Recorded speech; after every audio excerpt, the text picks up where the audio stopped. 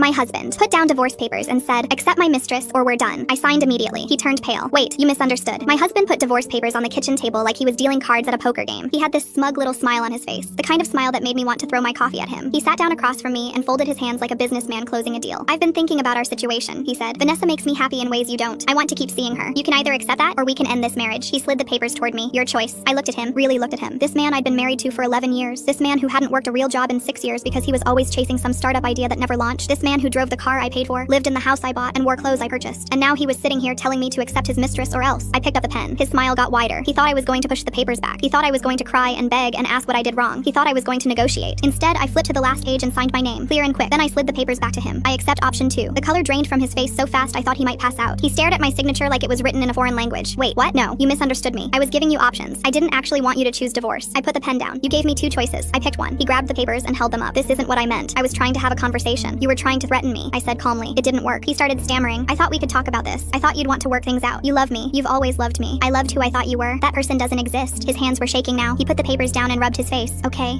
let's just forget this happened. I'll tear these up. We can pretend this conversation never took place." I shook my head. I already signed, and I meant it. His voice got high and desperate. "You can't just end 11 years like this. Over one mistake." "One mistake? You've been sleeping with Vanessa for 8 months. I found the credit card statements, the hotel charges, the jewelry purchases that never came home to me. I've known for 3 months. I just didn't say anything because I was preparing." His face went from pale to green. "Preparing for what?" I stood up and walked to the counter where I'd left a folder. I dropped it in front of him. "This is the asset breakdown my lawyer prepared. The house is mine. I bought it 2 years before we got married and never added your name. My retirement accounts are protected under the prenup you signed. The cars are both in my name because your credit was too bad to be on the loans. Your startup investments came from my salary, which means they're marital property, but since they're all worthless, that doesn't matter much." He opened the folder with trembling hands. "This can't be right. It's very right. I had it checked 3 times. His voice cracked. "What about the joint account, the one you emptied last week?" "I took what was mine, which was most of it since you haven't deposited anything in 14 months. He slammed his hand on the table. "This is insane. I gave you 11 years of my life. You gave me 11 years of excuses and empty promises. I worked 70 hours a week while you played entrepreneur. I paid every bill while you bought your girlfriend diamond earrings with my money. Don't talk to me about what you gave." He stood up so fast his chair fell over. "I'll fight this. I'll get a lawyer. I'll take you for everything." I almost laughed. "With what money? Your checking account has $47 in it." "I know because I transferred everything else back to my personal account yesterday. Everything I put in," which again was almost everything. He started pacing. His hands were in his hair. He looked like a trapped animal. Vanessa will help me. She has money. Her husband has money." I let that sit for a second. "Her husband?" He froze. "What? Did you think she was single? She's been married for 15 years. I sent her husband copies of everything last night. The texts, the photos, the hotel receipts." I imagine their conversation this morning was very similar to ours. His knees actually buckled. He caught himself on the counter. "You didn't." "I did." He was quiet for a long time. Then he looked up at me with wet eyes. "Where am I supposed to go?" I picked up my coffee and took a sip. "Not my problem. I gave you 11 years. I supported every failed idea. I believed every lie. You decided we weren't partners when you started sleeping with someone else." He tried one more time. "I made a mistake. People make mistakes. You can't just throw me away." "I didn't throw you away. You threw us away. I'm just finally accepting it. My lawyer will be in touch. You have until Friday to get your things out." He was gone by Thursday. Last week his mother called crying. She asked if I would reconsider. Not my problem.